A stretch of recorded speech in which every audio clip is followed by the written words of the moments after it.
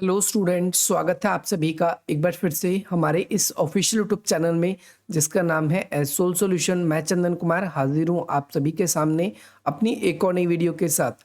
So guys, आज की इस नई वीडियो में हम बात करेंगे उन सभी स्टूडेंट्स के लिए जो फोर्थ सेमेस्टर के स्टूडेंट्स हैं, उन सभी के पास में एजुकेशन का सब्जेक्ट है और वो रिफ्लेक्टिव लर्निंग यानी चिंतनशील शिक्षा को पढ़ रहे हैं। तो आज की नई वीडियो उन सभी स्टूडेंट्स के लिए मोस्ट इम्पॉर्टेंट है। आज हम बात करेंगे ऑल इम्पॉर्टेंट क्वेश्चन की। वे सभी स्टूडेंट्स, चाहे वो सोल के स्टूडेंट्स हो, एनसी वेब के स्टूडेंट्स हो या फिर वो दिल्ली यूनिवर्सिटी के किसी भी रेगुलर कॉलेज के स्टूडेंट्स हो, अगर उन सभी के पास में एजुकेशन का सब्जेक्ट है और वो रिफ्लेक्टिव लर्निंग को पढ़ रहे हैं, तो आज की नई वीडियो उन सभी के लिए इम्पॉर्टेंट है। आज हम ना केवल मोस्ट इम्पॉर्टेंट क्वेश्चन जो आप सभी के एग्जाम में पूछे जाएंगे उनको डिस्कस करेंगे, बल्कि उनके आंसरों को भी पूरा समझने का प्रयास करेंगे कि एक प्रॉपर पेपर के फॉर्मेट में आपको क्या लिखना चाहिए। हम इसको बाकायदा आपकी जो बुक हैगी, बुक के हिसाब से ही हम इसको लेके चलने की कोशिश करेंगे कि ताकि आप अपने आंसर्स जो हैं वो अच्छे तरीके से लिख पाए। चलिए स्टार्ट करते हैं। पहले क्वेश्चन की बात करेंगे और फिर उसके साथ साथ आंसर की बात करेंगे। तो यहाँ पर हम एक एक करके हम सारी चीज़ों के बारे में बात करेंगे। सबसे पहले अगर हम बात करें, फर्स्ट क्वेश्चन आपकी स्क्रीन पर आ चुका है। इसमें आपको ये बताना है कि अधिगम से आप क्या समझते हैं। सबसे पहले इंपॉर्टेंट चीज़ याद रखनी है कि ये सब्जेक्ट ऐसा है कि इसमें आपको ज़्यादा नहीं लिखना। ज़्यादा नहीं लिखने का मतलब इतना ज़्यादा भी नहीं लिखना, ओवर राइटिंग जिसे हम कहते हैं। जैसे आपके पास हिस्ट्री पॉलिटी सब्जेक्ट होता है तो आप कोशिश यही करते हो कि मैं आंसर को मैक्सिमम जितना बड़ा और अच्छा लिख सकता हूँ लिखने की कोशिश करूँ। लेकिन इस सब्जेक्ट में आपको बड़ा ना सोचकर आपको ये सोचना है कि मैं आंसर को कम शब्दों में ही लेकिन अच्छा लिख के कोशिश करूं। जैसे फर्स्ट क्वेश्चन आपकी स्क्रीन पर ये है कि अधिगम से आप क्या समझते हैं। तो आप सभी को याद रखना है कि अधिगम होती क्या है। तो अधिगम अलग अलग जो विद्वान हैं उन्होंने अलग अलग तरीके से परिभाषित किया है। जैसे यहाँ पर अमेरिकन हेरिटेज जो डिक्शनरी है उसके अनुसार बताया गया है कि अधिगम क्या है, ज्ञान या कौशल प्राप्त करने की प्रक्रिया या अनुभव है। यानी अगर आप कुछ भी नया ज्ञान सीख रहे हो या कोई नया कौशल सीख रहे हो तो यही क्या कहलाता है, यही आपका अधिगम कहलाता है। ये किसके अकॉर्डिंग है, तो नाम याद रखना है आप सभी को हेरिटेज डिक्शनरी के अनुसार। ये पॉइंट्स जो है आप सभी को निकाल निकाल के रखना है। किसी भी तरीके का ज्ञान या अनुभव प्राप्त करने के लिए हमें चिंतन अधिगम के लिए एक आवश्यक प्रक्रिया मानी जाती है। यानी कुछ भी अगर आप चीज़ सीख रहे हो तो उसके लिए आप कुछ नया सीखोगे जब, तो उसके लिए हमेशा आपको अधिगम एक प्रक्रिया होती है जिसके ज़रिए हम उसको सीख पाते हैं। अगर अधिगम की हम सामान्य अवधारणा की बात करें तो जैसे यहाँ पर रॉबर्ट गैगने, इन्होंने 1965 में अधिगम को मानव स्वभाव या क्षमता में परिवर्तन के स्वरूप को परिभाषित किया। यानी कहा है कि मानव का स्वभाव जब बदलता है, मानव का स्वभाव कब बदलता है, जब उसकी क्षमताओं का विकास होता है। और मनुष्य की जो क्षमताएं हैं उनका विकास केवल तभी होता है जब वो कुछ नया सीखता है। नया में या तो कुछ उसके ज्ञान में वृद्धि होती है या उसके कौशल में वृद्धि होती है, तो वही क्या कहलाती है, वही अधिगम कहलाता है। एक अलग से आपकी एनसाइक्लोपीडिया ऑफ ब्रिटेनिका, इन्होंने अधिगम को परिभाषित करते हुए कहा है कि भाई व्यक्तिगत अनुभव के परिणाम से आपके व्यवहार में जो परिवर्तन आए, व्यक्तिगत अनुभव के आधार पे, यानी आपको पहले क्या था, आप जब खुद ही अपने अंदर कुछ चेंजेस बदलाव देखने लगे तो यही अधिगम कहलाता है। यानी आप अपने अंदर चेंजेस कब देखेंगे, कब आपके अंदर कुछ बदलाव दिखने को मिलेगा आपको, तो आपको अपने अंदर बदलाव केवल तब दिखने को मिलता है जब कुछ आप नया सीखते हैं, है ना। जब कोई चीज़ अपने व्यवहारिक में परिवर्तन देखता है तो यही क्या कहलाता है, सीखना कहलाता है या अधिगम कहलाता है। तो यहाँ पर अब बताया गया है कि जैसे यहाँ पर ये क्या है कि अधिगम क्या है, कुछ परिभाषाओं से हम समझ सकते हैं। जैसे अधिगम क्या है, ये एक सीखने की प्रक्रिया है। और सीखना क्या है कि हमारे पहले के ज्ञान के ऊपर निर्भर करता है। फॉर एग्जाम्पल, अगर आप इस वीडियो को वॉच कर रहे हो, अगर आप इस वीडियो को देख रहे हो, अगर आपको इस वीडियो के, इस क्वेश्चन के या फिर इन सारे आंसर्स को पहले ही पता हो आपको कि ये क्वेश्चन मेरे इंपॉर्टेंट है, तो क्या आप इस वीडियो को देखेंगे? तो आपका उत्तर होगा बिल्कुल नहीं। हम फिर इस वीडियो को नहीं देखेंगे। उसके पीछे रीज़न ये है कि भाई पूर्व ज्ञान, हमारा सीखना एक ऐसी प्रक्रिया है कि अगर हमें पहले से ही वो चीज़ आती है तो हम वहाँ पर नहीं सीखते। एक एग्जांपल मैं आपको आपके स्कूलिंग टाइम से लेके देना चाहूँगा। जैसे आपने देखा होगा स्कूलिंग में समर कैंप लगते हैं, लेकिन समर कैंप में भी आपको पढ़ाया जाता है कई बार स्कूल के अंदर। तो उस दौरान अगर वही चीज़ें आपको क्लासेस में पढ़ाई जा रही है और जो आपको आता है, तो उस जगह पर आपका जो इंटरेस्ट होता है वो बिल्कुल भी नहीं होता है, या फिर आप सीखने की कोशिश करते ही नहीं, अरे यार ये तो मेरे को आता है। आप ऐसे सोचकर हम टाल देते हैं। तो सीखना किस पे निर्भर करता है? हमारे पूर्व ज्ञान पे। इसके लिए शिक्षार्थियों को प्रेरणा और संज्ञात्मक जुड़ाव की आवश्यकता होती है कि अधिगम चाहिए, हमें कुछ भी सीखना है तो हमारा उससे जुड़ाव होना चाहिए, और विद्यार्थी को एक मन मस्तिष्क में ये भावना होनी चाहिए, उसे प्रेरणा मिलनी चाहिए कि जो मुझे सिखाया जा रहा है, जो बताया जा रहा है वो मेरे लिए अति आवश्यक है, प्रेरणादायक होना चाहिए वो चीज़। अगला, सीखना कुछ विशेष संदर्भों में प्रभावित होता है। जैसे सीखना कैसे प्रभावित होता है कि आप किस समय के दौरान सीख रहे हो, आपकी आयु क्या है, ये भी आपके सीखने को, अधिगम को प्रभावित करती है। जैसे एक छोटा बच्चा है, स्कूल जाने में उसको बहुत मज़ा आता है, स्कूल जाता है, उसको पता है कि स्कूल जाएगा, उसको आज गेम का पीरियड है, स्कूल जाएगा, लैब में एक्सपेरिमेंट करने को मिलेगा, स्कूल जाएगा, या वगैरह वगैरह अपने दोस्तों से मिलेगा। तो उसके अंदर एक टाइम और एक आयु हमारी ये बहुत प्रभावित करती है, ये ध्यान रखना है आप सभी को। इसके बाद में अब नेक्स्ट पॉइंट है अधिगम का मुख्य सिद्धांत और उसकी कक्षा में क्या उपयोगिता है। अधिगम का मतलब आपने एक बात तो सीख ली कि अधिगम का मतलब होता है कि कुछ चीज़ें आप जो एक्वायर कर रहे हो, जो आप कुछ सीख रहे हो, लर्न कर रहे हो, तो इसके क्या क्या सिद्धांत है, आपको एक तो सिद्धांतों को बताना है, और कक्षा में क्यों इंपॉर्टेंट है अधिगम। तो कक्षा में अधिगम क्यों इंपॉर्टेंट है, ये इंपॉर्टेंट क्वेश्चन है, ये आप सभी के पेपर में आता है पेपर में। तो हमने इसके लिए इसीलिए अलग से क्वेश्चन ये बनाया है कि अधिगम क्या है और शिक्षा में इसका क्या इम्पॉर्टेंट है या क्या रूल बन जाता है। देखिए एग्जाम्पल मैं आप सभी को देना चाहूंगा।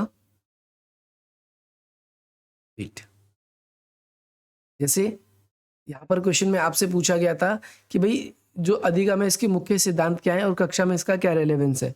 तो कक्षा में अधिगम का बहुत ज़्यादा रेलेवेंस है। अब क्यों रेलेवेंस है, पहले यहाँ पर सबसे समझिए कि भाई हम अगर कोई भी सीखने की प्रक्रिया कर रहे हैं, कुछ नया सीख रहे हैं, तो हम एक वातावरण के अकॉर्डिंग, उसके वातावरण के अनुसार ही हम क्या कर पाते हैं, अपने आप को जब ढालेंगे तभी हम कुछ नया सीख पाते हैं। तो अधिगम का सबसे मुख्य सिद्धांत क्या है?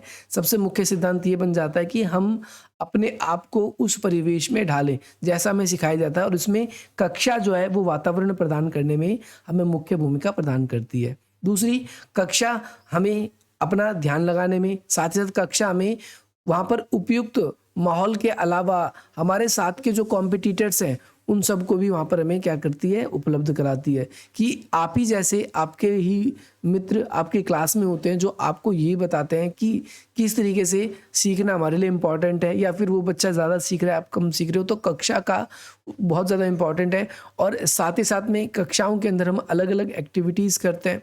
उन एक्टिविटीज़ को करने के बाद में फिर हम अधिगम को और अच्छे तरीके से सीख पाते हैं। अगर कक्षाएं इस जगह पर ना कहकर हम एक एकेडमिक एरिया कहें तो ये ज़्यादा बेटर माना जाएगा। अगला क्वेश्चन आपकी स्क्रीन पर यह है कि चिंतन से आप क्या समझते हैं, ये क्वेश्चन है, और आलोचकीय चिंतन विकसित करने में शिक्षकों की क्या भूमिका है। ये इंपॉर्टेंट क्वेश्चन है, इसके आगे डबल स्टार लगाना है। ये क्वेश्चन आपसे पेपर में बार बार ही पूछा जाता है। देखिए आलोचकीय चिंतन क्या है, यहाँ पर जैसे आलोचकीय चिंतन के बारे में यहाँ पर बताया गया है।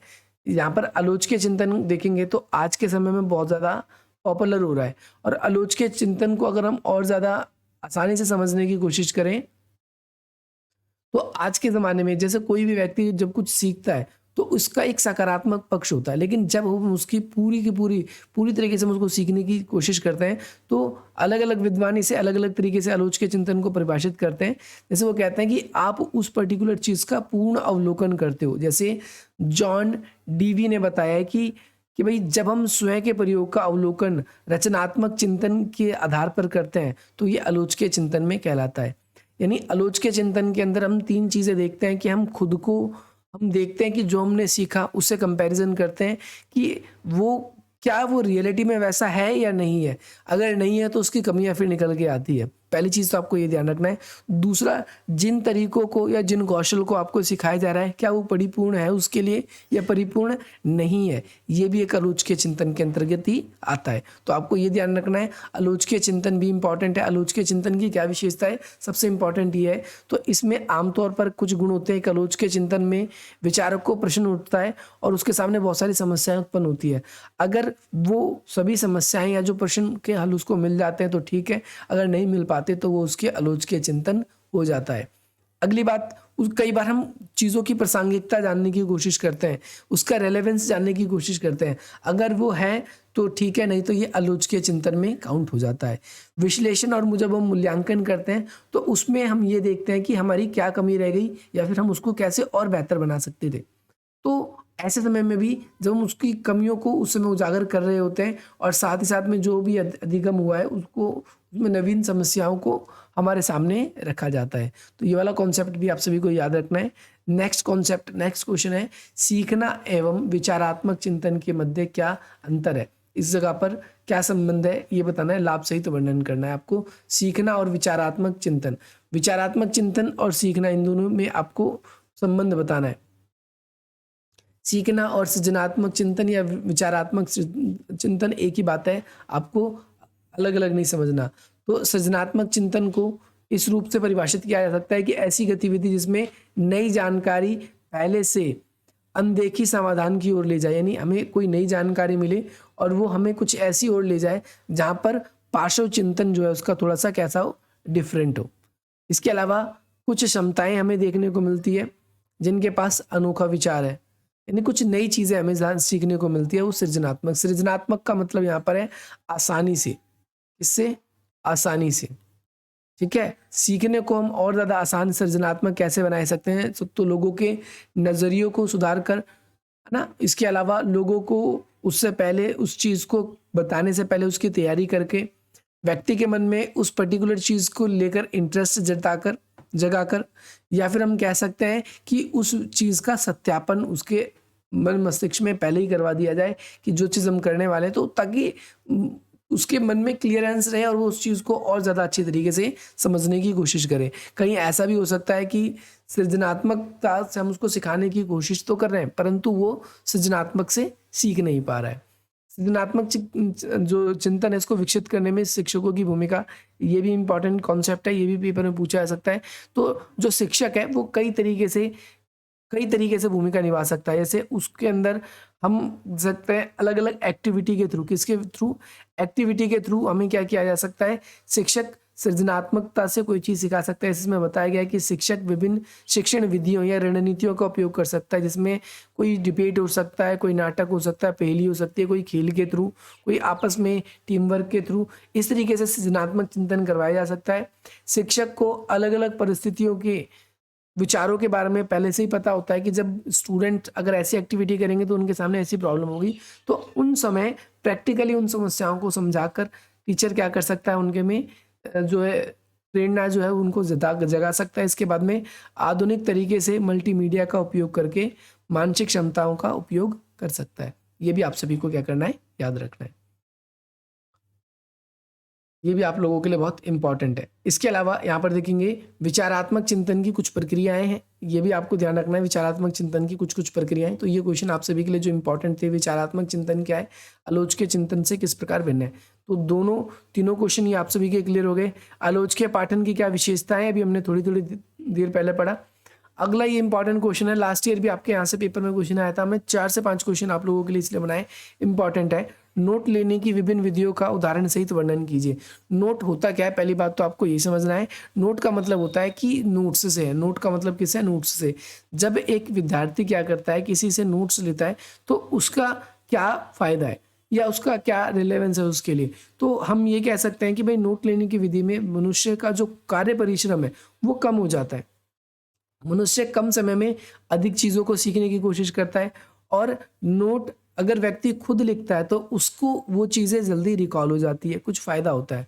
तो नोट टेकिंग या नोट लेना एक ही बात है। पेपर में ये वर्ड इंग्लिश का है टेकिंग, अगर ये वर्ड यूज़ होता है नोट्स टेकिंग या नोट्स लेना, तो ये कोई अलग चीज़ नहीं है, ध्यान रखना। तो नोट्स टेकिंग जो है बेसिकली है क्या, टुकड़ों को व्यवस्थित करने की, यानी छोटी छोटी चीज़ों को व्यवस्थित करने की, लिखने की एक पूरी प्रक्रिया माना जाता है।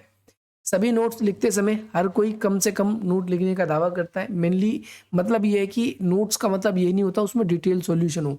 नोट्स हमेशा ध्यान रखना है आपको अपने याद के लिए बनाया जाता है, और नोट्स जितने ज़्यादा कम शब्दों में लिखे होते हैं वो उतना ज़्यादा अच्छा माना जाता है, क्योंकि अगर एक बुक से आप नोट्स बना रहे हो और उस बुक को दोबारा छाप दिया, सब कुछ इंपॉर्टेंट लिख दिया, उसमें जो कुछ था उसमें सब कुछ लिख दिया, तो वो नोट्स क्यों? एक बुक तो होती है, दूसरी बुक आपने लिख दी। तो यहाँ पर नोट्स के अंदर हम एक चीज़ देखते हैं कि नोट्स में क्या होना चाहिए, कम से कम शब्दों का क्या होना चाहिए, उपयोग होना चाहिए। उसमें हर एक बारीकी की से जो चीज़ें हैं उसे उसके अंदर लिखा होना चाहिए। बारीकी का मतलब है जैसे कोई पॉइंट्स हो गए इंपॉर्टेंट, डेट्स हो गई इंपॉर्टेंट, हेडिंग्स हो गई इंपॉर्टेंट, कोई जगह का नेम आ गया इंपॉर्टेंट, तो ये इन सब चीज़ों पे निर्भर करता है। पेपर नोटबुक तो एक निरर्थक शब्दों से भरे हुए होते हैं, यानी अगर आज के ज़माने में बहुत सारे टीचर्स ऐसे होते हैं जिसके अंदर वो बहुत सारा मटेरियल लिख के बेचते हैं और कहते हैं कि ये हमारा जो मटेरियल है दुनिया में सबसे बेस्ट है, इससे बढ़िया कोई है ही नहीं। तो लेकिन यहाँ पर हम देखते हैं कि एक नोट्स लेते समय हमें इस बात का ध्यान रखना चाहिए कि नोट्स जो है, नोट्स जब हम किसी से भी प्राप्त कर रहे हैं तो उसके अंदर ज़्यादातर केवल इंपॉर्टेंट बातें ही लिखी हो तो वो हमारे लिए अति आवश्यक है। इसके अलावा जैसे यहाँ पर बताया गया कि कॉलेज और विश्वविद्यालय में प्रोफेसर चाहते हैं कि आप इन विज्ञान से जोड़ना चाहते हैं कि आप क्लास का लेक्चर या वीडियो जो जो भी रीडिंग असाइनमेंट है अपने आप प्रस्तुत करें और प्रस्तुत सामग्री के बारे में एक राय बनाएं और कक्षा के बाहरी जीवन के साथ संबंध बनाएं। उसको सुनने के बाद में नोट्स की टेकिंग की आवश्यकता एक अधिक कौशल हो जाती है। यानी पहली बात तो आप क्या करो, पहले जो भी नोट्स आप बना रहे हो तो उसके लिए क्या कीजिए, आप कोई चीज़ रीड करिए, रीड आउट करिए। इसके अलावा कक्षा में जो भी आपको लेक्चर दिया जा रहा है उसको देखिए और उसके बाद आप अपने नोट्स को क्रिएट कीजिए। ज़्यादातर ये चीज़ें होती है, इससे आप हमेशा सफल होगे और गारंटी आप आगे बढ़ोगे। इसके बाद में नोट लेने में शिक्षकों की क्या भूमिका है। शिक्षक का मतलब है टीचर से। टीचर क्या करता है नोट्स लेने में टाइम, तो यहाँ पर जो है नियत पाठन की प्रमुख सामग्री की अवधारणा की व्याख्या करता है। यानी हमें क्या पढ़ना चाहिए क्या नहीं पढ़ना चाहिए ये नोट्स के अंदर होता है। हमें देखो नोट्स के अंदर केवल इंपॉर्टेंट बातें लिखी होती है, कोई भी चीज़ है उसके अंदर हम रेलेवेंट चीज़ें लिखते हैं, जो अनरेलेवेंट चीज़ें होती है उसको क्या कर देते हैं, निकाल देते हैं।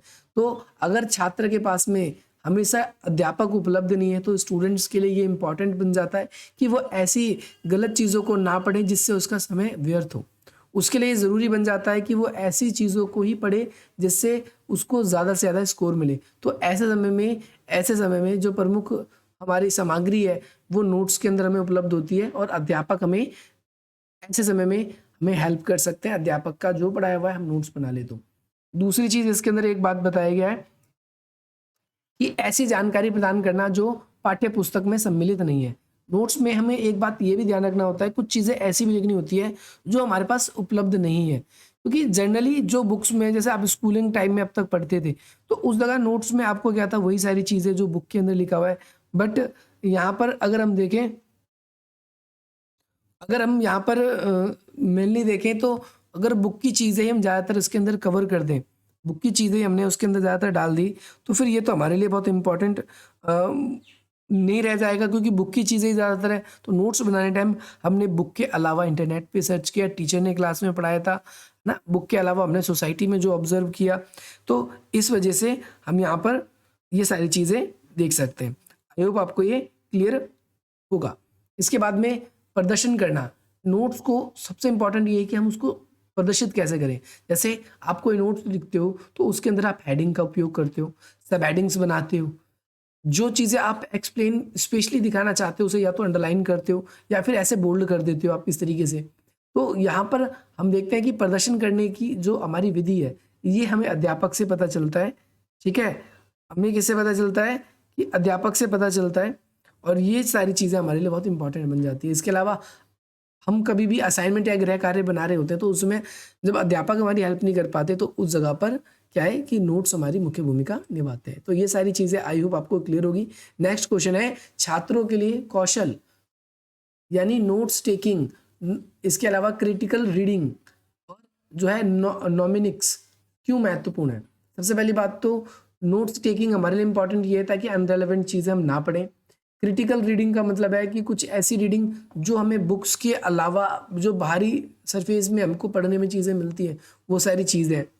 और इसके अंदर अगर हम बात करें नॉमिनिक्स के अंदर, तो इसके अंदर इम्पॉर्टेंट ये बन जाता है कि एक स्टूडेंट जो है वो जो अनरिलेवेंट चीज़ है उसको कैसे एलिमिनेट कर सकता है। इसके अलावा शिक्षकों की क्या भूमिका है, ये वाला क्वेश्चन भी हमने कर लिया।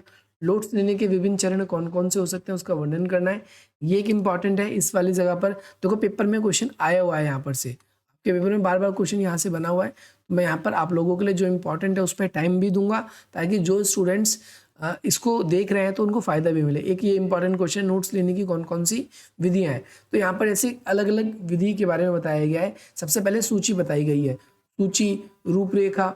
तो सूची है क्या, विवरण में मतलब कि विचारकों के एक क्रमिक सूची के रूप में सूचनाओं को प्रस्तुत किया जाता है। यानी हम उसमें एक पॉइंट के बारे में, एक पॉइंट को एक साथ लिखते हैं, दूसरे पॉइंट के बारे में उसको अलग लिखते हैं, तीसरे पॉइंट के बारे में अलग लिखते हैं, चौथे पॉइंट के बारे में अलग लिखते हैं। तो इसमें हम कई सूचियां बना देते हैं, छोटे छोटे काव्यांश बना देते हैं, जिससे हमें उसको पढ़ने में आसानी होती है।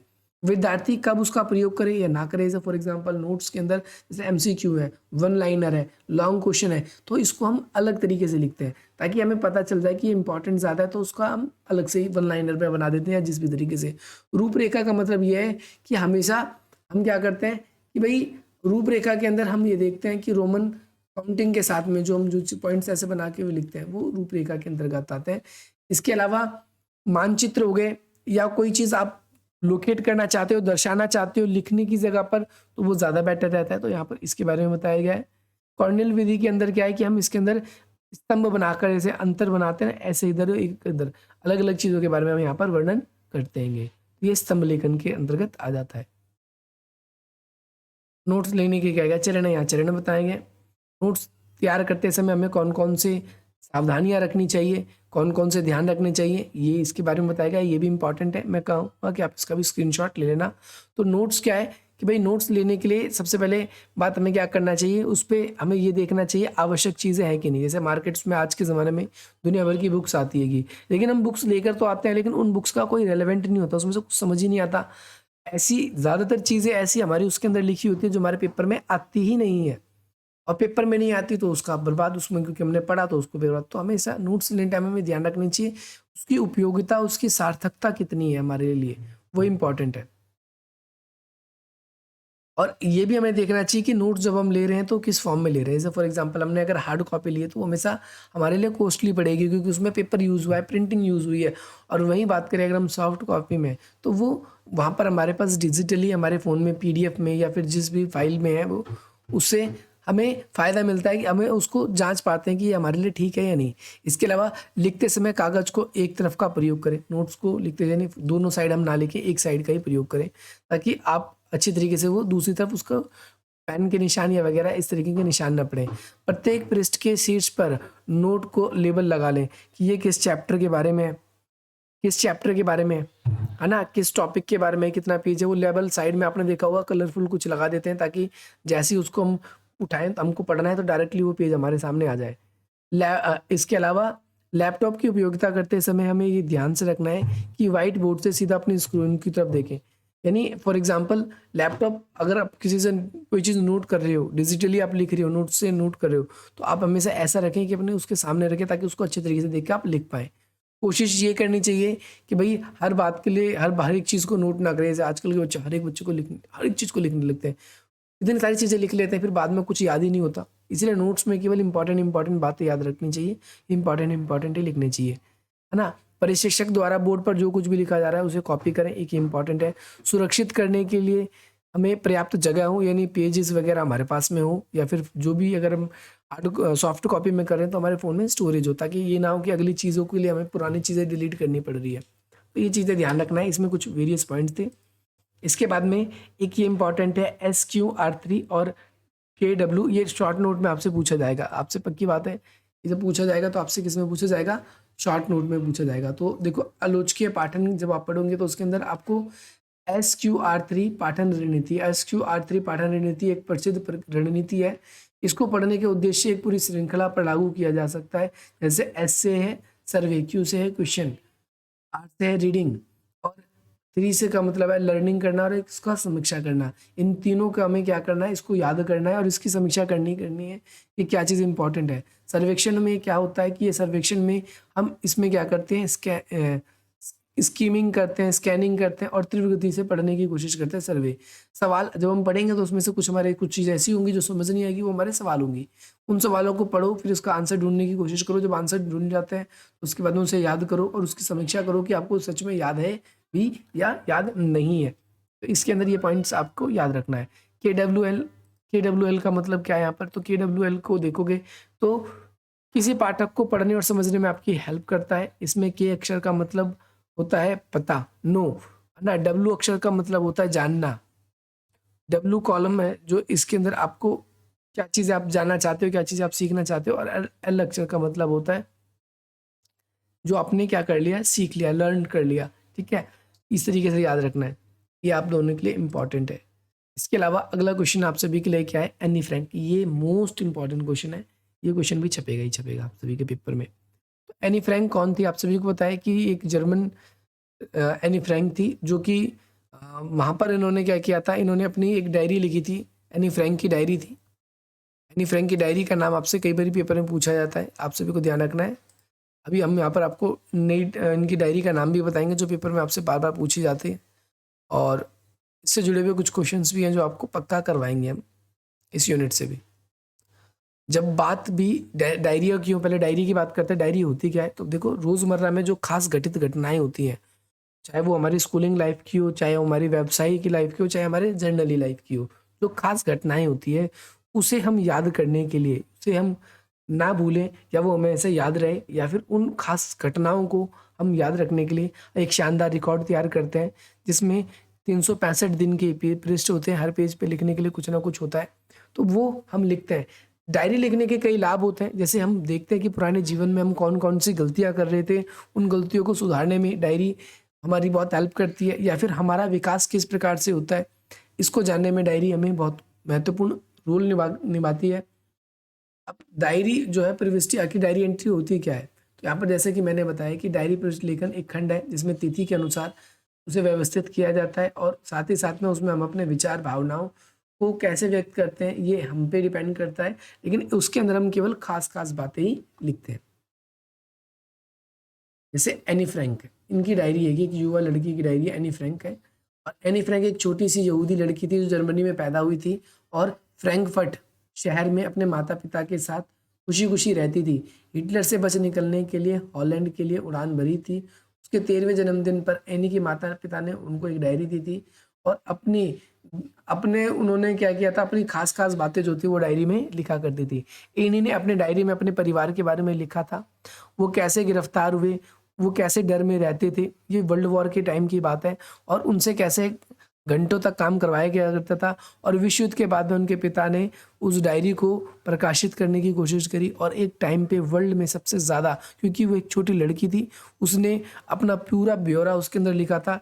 इसीलिए हम यहाँ पर देखते हैं कि उसके अंदर पूरा का पूरा ब्यौरा जो है उसके अंदर मिला। और डायरी का नाम याद रखना है क्योंकि उसके अंदर जर्मनी के भविष्य को लेकर और साथ ही साथ में भविष्य में उसको लेकर भी उसमें काफ़ी सारी बातें थी। इसके अंदर ऐसे बताया गया है कि उनकी डायरी थी the diary of young girl, नाम था उनका। पेपर में आपसे पूछा भी गया है कि ये किसकी डायरी है, the diary of young girl, तो आपको ध्यान रखना है एनी फ्रैंक की है। और ये प्रकाशित हुई, दुनिया में सबसे ज़्यादा पसंदीदा डायरी बन गई और जनता के दिलो दिमाग पर ये छा गई। तो आपको ध्यान रखना है कि ये कब लिखी गई थी, वर्ल्ड वॉर के टाइम पे, और किस प्रकार से ये जर्मनी के अंदर हिटलर की तानाशाही से ये बिल्कुल ज़्यादा क्या थे, परेशान थे। इसके बारे में इसका वर्णन हमें इसके अंदर मिलता है। और वो अपनी डायरी के अंदर अंत में शांति, विश्वास और आशाओं के बारे में लिखती है। और उसका एक अंश यहाँ पर है, एनी कहती है कि मैं अपने आदर्श को रखती हूँ क्योंकि हर चीज़ के बावजूद मैं अब भी मानती हूँ कि लोग वाकई दिल से अच्छे होते हैं। यानी हम देखो स्टूडेंट्स हैं, अब यहाँ पर स्टूडेंट्स को हमेशा अच्छी चीज़ें ही पढ़ाई जाती है। और यहाँ पर जो एनी फ्रैंक जो है 13-14 साल की लड़की थी, और उसने इतना सुंदर या इतनी अच्छे शब्दों का प्रयोग किया इस डायरी को लिखने में, जो कि एक बड़ा व्यक्ति भी कई बार ना कर पाता। इसीलिए थोड़ी सी प्रेरणादायक बन जाती है। और ये उस समय लिखी गई जब उनके माता पिता के ऊपर बहुत अत्याचार किया जाता था, और साथ ही साथ में क्या है कि काफ़ी डर के रहना पड़ता था, ना, एक तरीके से अगर थोड़ी सी भी हमने कुछ ज़्यादा ऐसी बातें लिख दी तो, या लोगों को पता चल गया तो हो सकता है सजाए मौत दे दी जाए। तो इन सभी को देखते हुए भी इन्होंने क्या किया, अपनी डायरी लिखी। आप सभी को याद रखना है, और ये बहुत ज़्यादा सकारात्मक रहा, सकारात्मक दृष्टिकोण रहा हम सभी के लिए। ध्यान रखना है आप सभी को। एनी फ्रैंक की डायरी के बारे में आपसे पूछा जाता है। अब इसमें कुछ चीज़ें दी गई हैं, इसके बारे में आप सभी को करना है। ये इंपॉर्टेंट क्वेश्चन है एनी फ्रैंक की डायरी की। इसके अलावा महात्मा और कवि जो है, महात्मा और कवि के पत्रों से क्या सीख मिलती है। जैसे महात्मा और जो कवि है, इनके पत्रों से क्या सीख मिलती है, हमें क्वेश्चन ये दिया गया है। जैसे स्टार्टिंग में इस चैप्टर के अंदर हमें दिया गया है महात्मा और कवि के बारे में।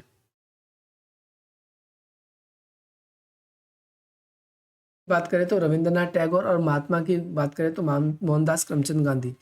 पहली बार 6 मार्च 1915 को मिली थी। रविंद्रनाथ टैगोर ने, उनका जन्म बताया गया है। इसके बीच में अपने परिवार के सदस्य में जो है एस्टेट वर्क्स और शांति निकेतन सहयोग से साहित्य वगैरह लिखा करते थे ये लोग। और इसके अलावा उस समय के कई जाने माने विद्वान थे, जैसे महात्मा गांधी, लाल बहादुर शास्त्री, सुभाष चंद्र बोस, उन सब के ही समकालीन थे। टैगोर ने न केवल विशिष्ट उद्देश्यों के लिए व्यक्ति के संदेश के बारे में, बल्कि राष्ट्र की सभ्यता, प्रकृति, इन सब चीज़ों के बारे में लिखा है। उन्होंने 1915 से लेकर 1941 तक महात्मा गांधी 2 अक्टूबर 1869 से 30 जनवरी 1993 तक भारत के कवि, दार्शनिक, रचनाकार टैगोर के बारे में दोनों ने बहुत कुछ लिखा है। और दोनों के काफ़ी हद तक विचारों में कई बार हमें समानता और कई बार विरोधाभासी भी देखने को मिलते हैं। तो ये वाला क्वेश्चन भी आप सभी के लिए इंपॉर्टेंट है, ये क्वेश्चन भी आप सभी को करना है। इसके बाद में चिंतन में संवाद का क्या इंपॉर्टेंट है। जब हम कोई चीज़ें सीख रहे हैं तो उसमें संवाद का मतलब है हमारा डिस्कशन। जब हम एक दूसरे से डिस्कशन करते हैं तो वो हमारे लिए क्यों इंपॉर्टेंट बन जाता है। जब भी हम कोई चीज़, नई चीज़ सीखते हैं और हम आपस में डिस्कस करते हैं, वो हमारे लिए एक बहुत इंपॉर्टेंट रोल प्ले करती है। इंपॉर्टेंट रोल इसलिए भी प्ले करती है क्योंकि वो जो संवाद है, उस संवाद के थ्रू हम अपने डाउट्स को पूछ पाते हैं, हम अपने डाउट्स को पूछ पाते हैं। डाउट्स के अलावा अगर हम बात करें तो चिंतन चिंतनशील साधन होने में संवाद के अलावा हमारे लाइफ के अंदर उन अपनी जो भी विचार है उसको हम एक्सप्रेस कर पाते हैं इसके अंदर। ये भी एक इम्पॉर्टेंट कॉन्सेप्ट बन जाता है आप सभी के लिए। इसके बाद में चिंतनशीलता से आप क्या समझते हैं कि ये इंपॉर्टेंट क्वेश्चन है। क्रियात्मक अनुसंधान, इसके क्या फायदे और क्या नुकसान है, ये इंपॉर्टेंट है। और चिंतनशील अधिगम के लिए साधन कौन कौन से हैं, ये इंपॉर्टेंट है। एक बताया गया है कि क्रिया में चिंतन और क्रिया पर चिंतन में क्या अंतर है, ये इंपॉर्टेंट क्वेश्चन है। ये इंपॉर्टेंट क्वेश्चन भी आप सभी को करना है। शिक्षकों के साथ साथ छात्रों के लिए चिंतनशीलता क्यों लाभदायक है। चिंतनशीलता मतलब जो कुछ भी आपने सीखा है उसके बारे में अपने आप को चेकआउट करें कि वो हमारे लिए क्यों इंपॉर्टेंट है। जैसे अध्यापक है, जब कोई चीज़ पढ़ाने वाले होते हैं तो अपने आप को जज करें कि हम अपने आप को उसको अच्छे तरीके से जो भी हमारे स्टूडेंट्स हैं उनके सामने पढ़ा पाएंगे या नहीं पढ़ा पाएंगे। अगर हम नहीं पढ़ा पाएंगे तो उसको और ज़्यादा बेटर कैसे बनाया जा सकता है, इन तरीकों को इसके अंदर देखा जाता है। या फिर एक स्टूडेंट्स है, जब वो कुछ नई चीज़ सीखता है तो वो अपने आप को किस तरीके से चेक कर सकता है, वो टेस्ट दे सकता है, वो स्कूल के अंदर अपने मित्रों के साथ में एक्टिविटी कर सकता है, मित्रों के साथ में एक्टिविटी कर सकता है। और मित्रों के साथ में वो क्या कर सकता है, अपने जो मार्क्स हैं उसको भी शो करके एक दूसरे से पता चल सकता है उसको कि क्या उसकी पोजीशन चल रही है, क्या चीज़ें नहीं चल रही। लास्ट क्वेश्चन है संवेदनशीलता के विभिन्न प्रतिनाम। इसमें से चिंतनशील का, एक तो कोलब और आपका गिब्बस द्वारा चिंतनशील के लिए क्या प्रतिमान दिए गए, ये दोनों करने, ये लास्ट वाली यूनिट में आपको मिलेगा। बाकी आप लोगों को इस चैप्टर के जितने भी इंपॉर्टेंट क्वेश्चन थे वो सारे करवा दिए गए हैं। अगर आप लोगों ने ये क्वेश्चन कर लिए तो आपके एग्जाम में अच्छे मार्क्स आने की पूरी उम्मीद है। बाकी आशा करते हैं आज की इस वीडियो से आपको वैल्यू मिलेगी। और इस वीडियो के पीडीएफ को अगर डाउनलोड करना चाहते हैं आप तो डिस्क्रिप्शन बॉक्स में लिंक दिया गया है, आप उन लिंक्स के थ्रू इसको डाउनलोड कर सकते हैं। बाकी मिलते हैं हम आप सभी से अपनी अगली वीडियो में। जय हिंद, जय भारत।